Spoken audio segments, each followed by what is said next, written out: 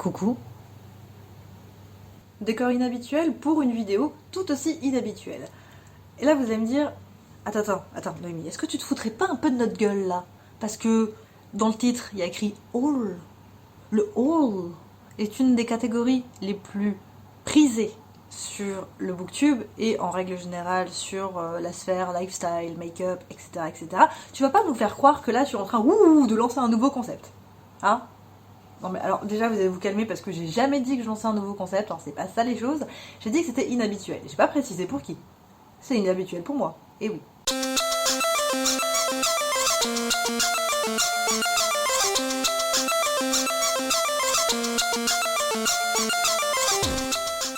Si vous êtes des réguliers de ma chaîne, vous savez que je ne fais pas de haul.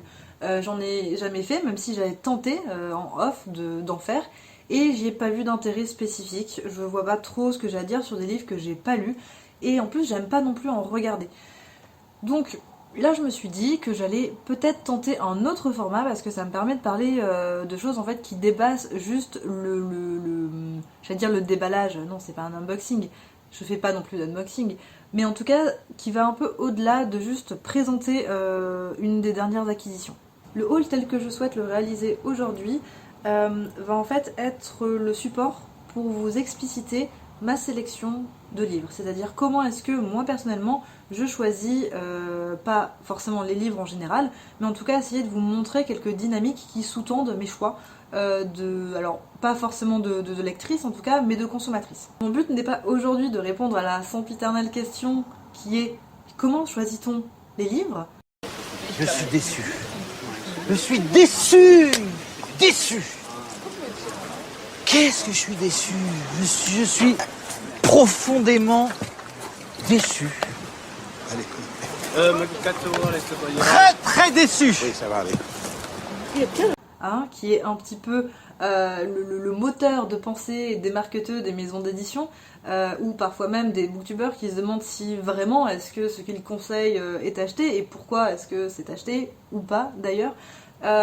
Non, voilà, je vais pas spécialement parler des différentes modalités qui peuvent guider les choix. Si je peux vous en citer quelques-uns pour que vous voyez de quoi je parle, on peut penser d'abord aux prescripteurs, les prescripteurs traditionnels, genre la presse, ou bien la télévision, par exemple les émissions littéraires comme La Grande Librairie. On peut aussi penser à la radio, donc ça c'est vraiment tous les médias traditionnels. Et on a ensuite les prescripteurs qui dans le champ littéraire sont beaucoup plus récents, comme les booktubeurs, les booktalkers, les instabookers, etc., etc. On peut aussi penser au travail éditorial qui va être fait sur un livre, donc c'est-à-dire vouloir avoir la suite d'une saga en cours, donc par exemple scinder des grosses séries. Et une fois qu'elles sont traduites, voilà, on les coupe en morceaux pour faire vendre davantage de livres pour le coup. Ou encore juste le travail sur la couverture, le travail sur la mise en page. Je ne vais pas non plus parler forcément de publicité ou autre. Et en fait, il y a probablement l'une des choses sur lesquelles on a le moins, on va dire, de données pour vraiment essayer de comprendre pourquoi, qu'est-ce qui motive finalement le choix. Ça va être en fait toute la sphère un peu personnelle. Non pas que je dis pas que la sphère personnelle justement échappe à ces différents types de prescriptions, mais en tout cas par exemple des bouquins, et ça va être mon cas, vous allez voir, qui vous rappellent des événements, qui vous rappellent des choses, ou encore des bouquins qu'on vous fourre dans les mains en vous disant il faut absolument que tu achètes ça. Un prescripteur qui peut être tout à fait par exemple genre la personne qui vous accompagne à acheter les livres. Donc voilà, je vais pas faire non plus, je vais pas faire de la théorie appliquée, hein, je vais pas désigner chacune des piles de livres que j'ai là en vous disant ça c'est parce que ça je l'ai vu sur La Grande Librairie, ça je l'ai entendu sur France Culture, ce genre de truc, non. Donc je vais vous montrer un petit peu ce que j'ai acheté. Donc là je suis face à 14 livres, donc 5 piles différentes qui sont toutes rentrées en même temps dans ma pile à lire, globalement, et qui proviennent d'un Emmaüs, un Emmaüs dans lequel je n'avais jamais mis les pieds auparavant, et qui n'est pas un Emmaüs de ma ville. Je le précise parce que la question de la nouveauté dans les rayons peut être aussi un des facteurs d'achat. On est très souvent attiré par la nouveauté parce qu'il n'y a rien de plus séduisant que la nouveauté, évidemment, et même dans du seconde main. C'est-à-dire que Si vous avez l'habitude de fréquenter un bouquiniste ou une librairie de seconde main ou autre dans votre ville, et quand il y a des nouveaux arrivages, vous allez peut-être être un peu plus tenté par le bouquin que vous n'avez pas vu pour la 15e fois, toujours là sur sa petite étagère. Donc là pour le coup, pour moi, le pool de livres disponibles était complètement nouveau, puisque du coup, j'avais jamais fréquenté cet endroit. Autre point important à préciser et qui a directement influencé ma sélection, c'est le fait que j'y suis allée accompagnée de ma copine, qui est aussi une très grande lectrice et qui partage aussi mon amour des livres et connaît relativement bien mes goûts. Donc très souvent, elle va me sortir un ou deux bouquins en me disant tiens, ça pourrait vachement te plaire. Évidemment, je lui rends la politesse. Hein, c'est comme ça, la réciprocité dans un couple, c'est beau. Donc je vais vous présenter 5 tas. Un tas que j'ai classé un peu dans des bouquins que j'ai déjà lus mais que je n'ai plus vraiment en physique, donc voilà, que je voulais racheter. D'autres que j'ai sélectionnés parce que je connais l'auteur mais je ne connais pas l'ouvrage. D'autres parce que parce qu'en fait la thématique m'intéresse ou m'intéressait très récemment et donc je tombe dessus en me disant c'est l'occasion de le lire. Ceux qu'on m'a mis dans les mains. Et enfin, la dernière catégorie, qui est la catégorie la plus personnelle, puisque ce sont des livres en rapport avec des souvenirs. Donc je vais commencer, comme ça, direct, on y va, ça va être bien. Donc dans la catégorie des livres que j'ai lus, mais que je n'ai pas ou plus en physique, donc il y a 2 pénacs, La petite marchande de prose et La fée carabine. Et en disant ça, je me souviens qu'en fait je vous ai menti, parce qu'il y en a un des deux que je n'ai pas lu. Et je suis foutrement incapable de me rappeler lequel des deux je n'ai pas lu. La deuxième catégorie, donc qui est celle où je connais l'auteur mais je ne connais pas ce roman en particulier, Alessandro Baricco, Océan Mer. Alors celui-là en vrai je l'ai sélectionné pour 2 raisons. Bon, la première c'est parce que Alessandro Baricco, c'est un auteur dont j'ai lu La Soie, qui est probablement son livre le plus connu, et qui m'avait bien plu. J'avais bien aimé La Soie, même si j'avais grogné quelques fois lors de la lecture. Et la deuxième sélection, c'est un truc un petit peu plus stratégique, un peu plus dans le long terme, parce que j'ai prévu de faire une vidéo, et même c'est une idée de vidéo qui est depuis les débuts de cette chaîne YouTube, que j'ai encore jamais réalisée, c'est de faire une vidéo thématique autour de la mer, autour des naufrages, autour des récifs, globalement. Et Océan Mer rentre assez bien dans cette thématique-là. Donc je me dis, si le bouquin est intéressant, s'il est bien, il a de bonnes chances en fait de rejoindre ma sélection autour de cette thématique. Le cadre a peut-être un petit peu changé puisque j'ai dû utiliser mon téléphone rapidement, car je filme avec mon téléphone. Actuellement en équilibre précaire sur une pile de livres de philo. Vous êtes actuellement sur Être et temps d'Heidegger, et Stigler est là en soutien. Je trouve ça beau. Juste avant qu'on soit coupé, j'allais vous introduire avec le 2e livre de la catégorie Je connais l'auteur mais je connais toujours pas le roman. Donc là on a Terre des oublis de Duong Thu Nguyen, qui est une autrice vietnamienne que j'ai découvert avec Roman sans titre. Roman sans titre, ça parle de la guerre du Vietnam d'un point de vue très interne, puisqu'en fait un soldat en vit ses galères. Et donc ce livre-là, a priori, traite aussi de la vie au Vietnam à cette époque-là. Bon, j'ai l'impression qu'on est dans l'après-guerre, puisque ça parle d'un soldat qui est revenu de la guerre, donc la guerre doit être terminée. Et ça a l'air d'être du drame un petit peu plus quotidien. Et sachant que j'avais énormément aimé Roman sans titre, je me suis dit que c'était vraiment l'occasion d'aller un peu plus découvrir cette autrice-là. Voilà, clairement, c'est pas forcément la catégorie la plus intéressante à présenter. Donc j'espère que la prochaine sera un petit peu plus intéressante. On a du coup ici Jorn, Riel, La Vierge froide et autres racontards, et Un gros bobard et autres racontards. Je ne connais pas cet auteur, je ne connais pas ses livres, même s'ils sont atrocement mignons, mais je sais qu'il y en a plein d'autres. Je sais qu'il y en a plein d'autres parce que quand j'étais allée en librairie, c'était il y a peut-être 3-4 mois, je m'étais arrêtée sur justement cette série de petits récits.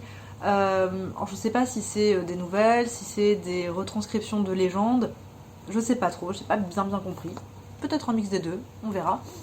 Et j'avais eu très envie de les acheter. Donc comme il y en a plusieurs, et que c'était des romans neufs, ça chiffrait quand même assez vite. Et comme j'avais déjà un panier de bouquins qui était relativement bien garni, je m'étais dit que c'était peut-être pas la peine. Donc, voyant que là, ces 2 livres étaient à 1€, je me suis dit, ce serait dommage de passer à côté, on est d'accord. Sachant que je suis pas spécialement attirée par la littérature du Nord, hein, où il fait froid, donc là c'est du Danemark. Je sais pas exactement pourquoi, les rares choses que j'ai lues m'ont pas vraiment emporté, convaincu. Peut-être un mauvais choix de livre, peut-être aussi que c'est la structure qui me plaît pas énormément. Je ne sais pas. Donc on va voir avec des choses un petit peu plus courtes où je m'engage pas non plus sur une lecture qui va vraiment être pénible pour moi. On a ensuite de Nicolas Mathieu, Leurs enfants après eux. Alors ce bouquin il est un petit peu spécifique, j'ai hésité à en parler parce que il se rapproche, enfin il est en fait à la frontière entre mon loisir et mon travail. Pourquoi est-ce que je dis ça? Parce que Leurs enfants après eux se déroule dans les années 90 dans le Grand Est et décrit sur une période de 4 ans, alors c'est de la fiction, mais ça décrit en fiction pendant 4 ans une vie adolescente, enfin des vies adolescentes. Et il se trouve que j'ai donné un cours à des licences 3 sur un ouvrage de sociologie vraiment excellent qui s'appelle Ceux qui restent de Benoît Coquart et qui en fait poursuit tout un travail autour des questions de jeunesse. Pas forcément d'adolescence, hein, mais de jeunesse et surtout de restructuration des sociabilités dans des territoires, dans des régions qu'on décrit sur le déclin parce qu'il y a eu une grosse perte de dynamisme dans le bassin, au niveau du bassin de l'emploi. Donc c'était un peu, ça poursuit un peu ce que Nicolas Renaï a fait avec les gars du coin. Et donc quand j'étais en train un peu de bosser toute cette littérature-là pour préparer ce cours, qui en plus croise certaines thématiques que j'ai moi dans mes propres recherches, j'étais tombée sur la mention de Leurs enfants après eux, qui je crois a été adaptée au cinéma, je crois. J'ai peur de dire une connerie, hein. Mais en tout cas j'en avais déjà entendu parler par mon boulot. Et quand je l'ai vu là, à 2€, hein, voilà, je me suis dit que c'était aussi l'occasion de le lire. Genre, je sais pas si je vais le lire très rapidement parce que je vous avoue qu'avoir bossé un semestre entier sur ces questions-là, ça donne pas forcément envie de s'y replonger à corps perdu. Mais je pense que je le lirai quand même assez rapidement, hein, peut-être là dans les 2 années qui viennent. Je pense que je le lirai. J'entame maintenant la 4e catégorie qui est les bouquins que ma copine m'a jetés entre les bras en me disant « lis-les ». Donc bon. En premier, elle a commencé par me mettre sur les 2 premiers tomes de la trilogie de Bartiméus, donc de Jonathan Stroud, une trilogie fantasy young adulte qui l'a beaucoup marquée quand elle était enfant. Il faut savoir qu'actuellement, ma compagne ne lit pratiquement rien en fantasy. Elle aime pas spécialement ça, la littérature de l'imaginaire, c'est pas forcément son délire. Mais en tout cas, cette trilogie-là l'a vraiment marquée quand elle était jeune. Donc on est face à un cas d'un anti-héros qui va se retrouver à devoir sauver à de multiples reprises la Terre, alors que son seul objectif dans la vie, c'est d'être fonctionnaire et de poser son cucu bien au chaud dans un bureau pour le restant de ses jours. Je profite de ce cas de sélection peut-être un peu particulier, je sais pas exactement, pour en fait vous encourager à faire de même. Non pas à lire la trilogie de Bartiméus, mais en tout cas à lire des ouvrages que des personnes proches de vous considèrent comme fondateurs, ou bien qui les ont vraiment marqués dans leur vie. Donc vous pouvez tout à fait faire ça avec votre partenaire si elle ou il lit, ou bien avec des amis proches, ou avec des membres de votre famille avec qui vous avez en bon rapport, ou avec qui vous avez envie d'explorer ce type de rapport-là. Parce qu'en fait, je trouve que c'est un exercice qui est à la fois très tendre et très intime. C'est-à-dire qu'on se place un petit peu dans la peau d'un enquêteur qui va essayer de trouver qu'est-ce qui a pu émouvoir, qu'est-ce qui a pu toucher, qu'est-ce qui a pu juste marquer cette personne qui est proche de nous. Et moi du coup c'est quelque chose que j'aime énormément faire et c'est pour ça que je suis vraiment très reconnaissante d'être en couple avec une personne qui lit, qui a le loisir de la lecture depuis quand même très longtemps, en tout cas pour que ce soit suffisamment signifiant pour qu'il y ait en fait de la matière à la sélection. Donc à ce jour j'ai lu quand même pas mal de livres qui lui ont plu, elle a fait quand même également de même avec moi. Donc voilà, je trouve que c'est plutôt intéressant comme exercice. Si vous ne l'avez jamais fait, faites-le. Parce qu'il y a écrit nulle part que la lecture doit forcément être solitaire. Hein. C'est comme la masturbation. Tout seul, c'est cool. À 2, ça peut être encore plus cool. Autre livre qu'on m'a jeté dans les patounes, Didier Decoing, Le bureau des jardins et des étangs. Je sais pas qui est Didier Decoing, à part que je lis ici qu'il est de l'Académie Goncourt. on sait tout le bien que je pense de l'Académie Goncourt, mais si j'ai retenu cette proposition tout à fait inopinée, c'est car mon œil a été en premier attiré par cette couverture, certes qui brille, mais surtout c'est une dame qui est en train de ou bien s'accrocher désespérément à la vie sur un poisson, ou bien d'avoir le meilleur moment de sa vie avec un poisson. Comment je pouvais résister? Blague à part, ça se déroule du coup au XIIe siècle au Japon, donc c'est l'époque Heian, et j'adore cette époque, hein, en général. On est du coup face à une veuve qui doit reprendre les affaires de son mari qui, comme l'indique la désignation veuve, a passé l'arme à gauche. Donc notre brave petite veuve va s'occuper du boulot de son mari, un boulot qui est très spécifique puisqu'il est chargé, je me gratouille le nez parce que c'est important, il est chargé d'amener des carpes d'un point A à un point B, les 2 points étant quand même très loin, les carpes vivantes, hein, vivantes, pas mourues les carpes, voilà, carpes vivantes, jusque à la cité impériale. Donc autant vous dire que les carpes, il y a intérêt qu'elles arrivent en bon état, et voilà. Hein. Je sais pas pourquoi est-ce que ce plot en fait m'enjaille énormément. Je suis une déglingo, voilà, tout est dit. Moi je suis loufoque, j'aime la vie, voilà. Moi je suis une déglingo. D'imaginer une nana en train de galérer à ramener des carpes à un endroit parce que ça a pété à l'empereur, sa cour, je ne sais pas qui exactement, d'avoir de très jolies carpes. Je ne sais pas. Mais en tout cas ça me fascine. Ce qui me fascine un peu moins et ce qui me fait un peu flipper, c'est que j'ai littéralement toujours été déçue chaque fois que j'ai lu quelque chose qui se déroulait au Japon et qui était écrit par un non japonais, ou en tout cas qui se donnait des airs très japonisants alors que concrètement la personne n'avait probablement jamais vécu là-bas, ne parlait pas japonais. Parce que c'est con, mais moi ce que j'aime dans la littérature japonaise, c'est vraiment la structure du récit qui est quand même assez spécifique, où il y a des fins qui sont très abruptes. Je viens de me couper moi-même parce que j'étais partie en freestyle de pourquoi est-ce que j'adore la littérature japonaise, en termes de tout en fait, mais ce n'est pas le propos ici. Juste dire que je suis un peu effrayée de lire ça. On verra. Nous arrivons donc à la 5e et dernière pile, qui est du coup la pile la plus personnelle. Et donc je vais entamer de suite avec Eric Emmanuel Schmitt, La rêveuse d'Ostende. Eric Emmanuel Schmitt, c'est un auteur que j'aime bien dans l'ensemble, sans que ce soit vraiment mon auteur absolument favori et autres. J'aime bien son théâtre, il n'y a pas de souci. Sa fiction, j'en ai pas lu énormément non plus. Bon là pour le coup c'est des nouvelles. Donc bon, c'est pas non plus vraiment enfin c'est pas un roman non plus. Et en ce moment je lis beaucoup de nouvelles, donc ça tombait bien. Mais c'est pas pour ça que je l'ai choisi. Je l'ai choisi parce que le petit carré, enfin l'édition, le livre de poche, avec le nom d'Eric Emmanuel Schmitt, la taille du bouquin, aussi, ce côté très fin, ça m'a fait un flashback terrible d'une pièce de théâtre du coup que j'ai jouée avec une association étudiante. Et c'était au cours du coup de cette activité, enfin, c'était dans cette troupe en fait que j'ai rencontré ma copine. Donc ça m'a fait un petit coup au cœur de waouh, c'est vrai que c'était il y a autant de temps, waouh, que le temps passe vite, oh là là, que de chemin parcouru depuis.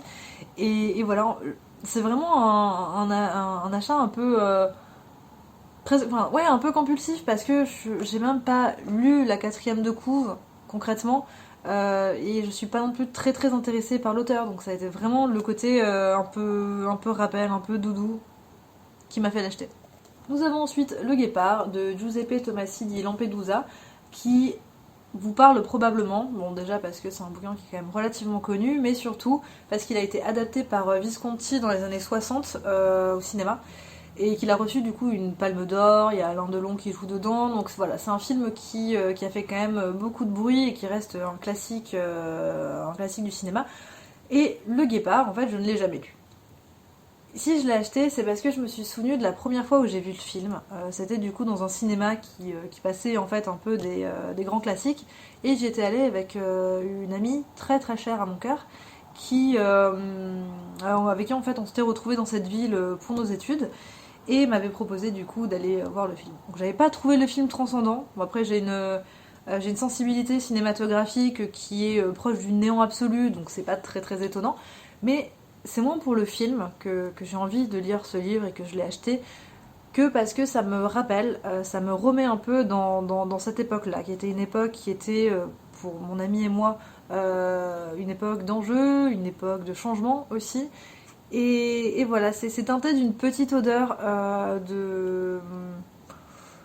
Je dirais pas de nostalgie pour le coup, parce que je suis pas spécialement nostalgique de cette époque, mais quand même un bonbon qu'on aime bien et voilà, qu'on aime se refaire, sans déplorer forcément que ce soit fini cette époque. Mais voilà. D'ailleurs, en fait, j'ai pas attendu ce haul pour commencer mes lectures, hein. Donc j'ai déjà entamé le Guépard.